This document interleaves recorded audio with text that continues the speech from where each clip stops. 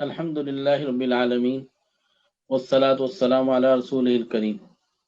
اللہ جل شانہ کا فضل ہے، کرم ہے کہ اللہ جل شانہ نے ہمیں طبیب اعظم سید الانبیاء حضرت محمد صلی اللہ علیہ وسلم عطا فرمائے، جن کی زندگی کے ایک ایک پہلو کو اگر اختیار کر لیا جائے تو دنیا آخرت کی بھلائیاں اکٹھی ہوتی ہیں، دنیا کے اندر ہر مسئلے کا حل میسر ہو جاتا ہے۔ نبی کریم علیہ السلام کی عطا کردہ تعلیمات کے ذریعے سے ہم لمحہ با لمحہ خیر اور بھلائیاں اکٹھی کرتے ہیں۔ درسقرآن.com کے پروگرام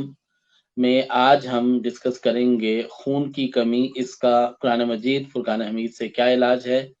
کس طرح سے خون کی کمی کو دور کیا جا سکتا ہے اور اس میں کیا غذا ہمیں استعمال میں لانی چاہیے۔ خون کی کمی عام طور پر بچوں میں دیکھنے میں آتی ہے یا خون کی کمی خواتین میں دیکھنے میں آتی ہے، اور بعض اوقات بعض مختلف قسم کی بیماریوں کی وجہ سے خون کی کمی کسی بھی شخص کو لاحق ہو سکتی ہے۔ عام طور پہ بچوں میں جو خون کی کمی ہوتی ہے اس کی وجہ سے بھوک نہیں لگتی، چہرے کا رنگ سیاہی مائل ہونے لگتا ہے اور تھکاوٹ نکاہت ہر وقت رہتی ہے اور چڑچڑاپن رہنے لگتا ہے۔ خواتین میں خون کی کمی پریگننسی کی کیفیت میں خون کی کمی واقع ہو جاتی ہے۔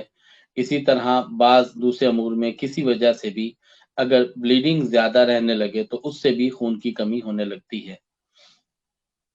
عام طور پہ کسی بھی فرد کو اگر یورین میں یعنی کہ پیشاب میں اگر خون آ رہا ہو، بواسیر کا ایشو ہو، اس میں خون زیادہ آتا ہو، دانتوں سے خون لگاتار آتا ہو، یا کسی اور بیماری کی وجہ سے اگر جسم میں کسی بھی حصے میں انٹرنل یا ایکسٹرنل لگاتار کچھ عرصہ بلیڈنگ رہتی ہو تو اس کی وجہ سے بھی خون کی کمی واقع ہونے لگتی ہے۔ خون کی کمی کو کور کرنے کے لیے، خون کی کمی کے علاج کے لیے، خواہ اس کی وجوہات کچھ بھی ہوں، بہرحال خون کی کمی کو کور کرنے کے لیے ہمیں قرآن مجید فرقان حمید سے جو مدد حاصل ہوتی ہے وہ ہے سورہ طٰہٰ کا ایک مرتبہ تلاوت کرنا۔ سورہ طٰہٰ اگر ہم ایک مرتبہ روزانہ تلاوت کریں تو اس سے خون کی کمی وقوع ہونے لگتی ہے، خون کی کمی بہتر ہونے لگتی ہے۔ اور اسی طرح سے سورہ فاتحہ فجر کے بعد 41 مرتبہ تلاوت کر لی جائے تو اس سے بھی خون کی کمی ٹھیک ہونا شروع ہو جاتی ہے اور خون کی کمی بہتر ہو جاتی ہے۔ سورہ فاتحہ فجر کے بعد 41 مرتبہ تلاوت کی جائے اور دم کر کے پانی پی لیا جائے۔ سورہ طٰہٰ تلاوت کرنے سے اگر جگر کا کوئی ایشو ہو تو وہ بھی بہتر ہوتا ہے، اور سورہ طٰہٰ کی تلاوت کرنے سے ایچ بی لیول اگر ڈاؤن ہو تو یہ بہت اچھے لیول کے اوپر بڑے اچھے انداز میں یہ امپروو کر جاتا ہے اور بہتر ہو جاتا ہے۔ اسی طرح سورہ طٰہٰ کی تلاوت کرتے رہنے سے جسم کے اندر معدے کی جو تکالیف ہیں وہ بھی کنٹرول ہونے لگتی ہیں۔ وہ پیشنٹس جن کا سپلین سویل کر جائے، جن پیشنٹس میں تلی کا سائز بڑھ جائے اور پلیٹلیٹس کم ہونے لگیں، سورہ طٰہٰ اور سورہ صاد کی تلاوت کرنے سے پلیٹلیٹس بھی بہتر ہوتے ہیں اور خون کی کمی بھی بہتر ہونا شروع ہو جاتی ہے۔ اس کے ساتھ وہ خوراک جو ہمیں طب نبوی صلی اللہ علیہ وسلم سے لینی ہے وہ 3 سے 5 دانے کھجور اگر روزانہ استعمال کیے جائیں تو اس سے خون کی کمی